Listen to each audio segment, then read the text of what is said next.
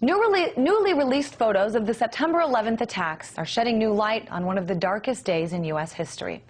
Some say they prove that the assault on the U.S. homeland was indeed homegrown. Joining me now from our New York studio is Manny Badillo with We Are Change.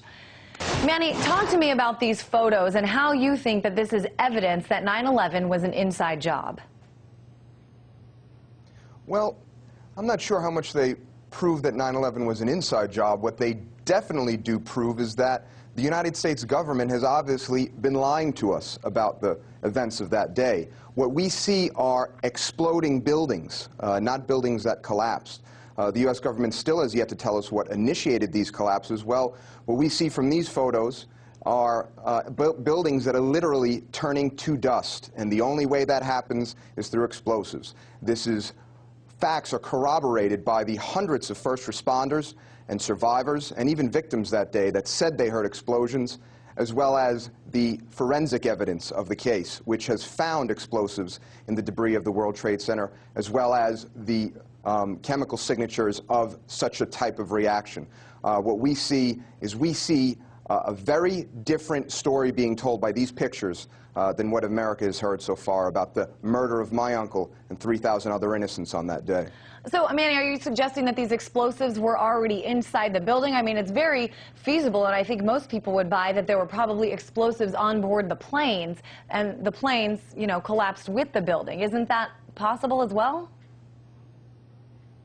There's a lot of possibilities, but the facts of the case stand. We see a building that is being taken down from top to bottom. There is an undamaged mass underneath where the plane hit. The U.S. government has already admitted that within 15 minutes the jet fuel actually burned off. Steel is an excellent conductor of heat, so any heat that was being caused by any internal fires was being dissipated through the entire superstructure. What we see is we don't see a building collapsing in pieces. We see a building turning to dust. We see pyroclastic-like flows occurring as these buildings are coming down. We see a pile of rubble, of dust, that eyewitnesses said that not even, you know, there wasn't even discernible pieces of office furniture. Where'd the steel go? Where's the core columns? The 47 columns 4 inches thick that should have been standing.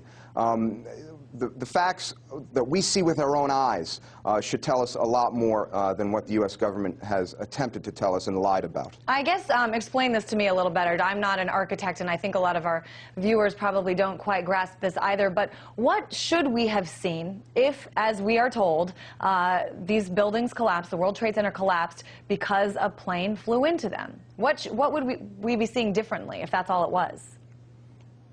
Well, we'd be seeing two buildings standing today downtown. We'd be seeing actually 3 buildings standing because the Solomon Brothers building, Building 7, the biggest mystery of all, actually also came down in its own footprint at nearly free fall speed. There has never been a building collapsing from a plane hitting it ever.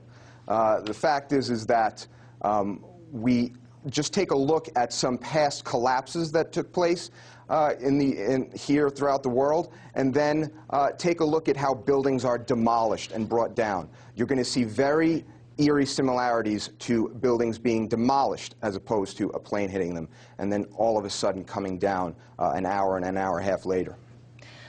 All right, Manny, just real quick, I'm wondering why you think that, what interest the United States would have had in getting involved in an attack like this on its homeland? Well, you know, this is age-old. False flag operations have been going on since the dawn of civilization. The United States has participated in them. It's been proven. The USS Maine in Havana Harbor in 1898, the Gulf of Tonkin incident. Here we have, you know, the events of September 11th, an unsolved crime, a mass murder, where the majority of commissioners said we did not get the entire story, where 70% of family members' questions were never answered. We have the first place that we went to was the oil fields in the Middle East, We are in Afghanistan right now, not just for the oil pipeline, but for the other natural resources, uranium, cobalt, natural gas, and also the natural resource of opium.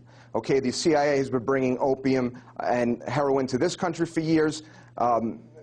We now control that natural resource. Now we're in Iraq. Now we're building permanent military bases in the former Soviet republics.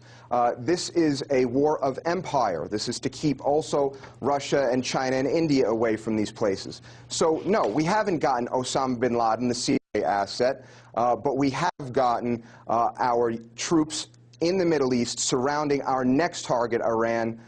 You know, the American people really need to wake up and understand that, you know, we've been lied to, and now is the time for us, for we the people, to really stand up and say, we're not going to take it anymore. We want the answers. We want a real investigation of what happened on 9/11. All right, Manny Badillo joining us. He's with We Are Change.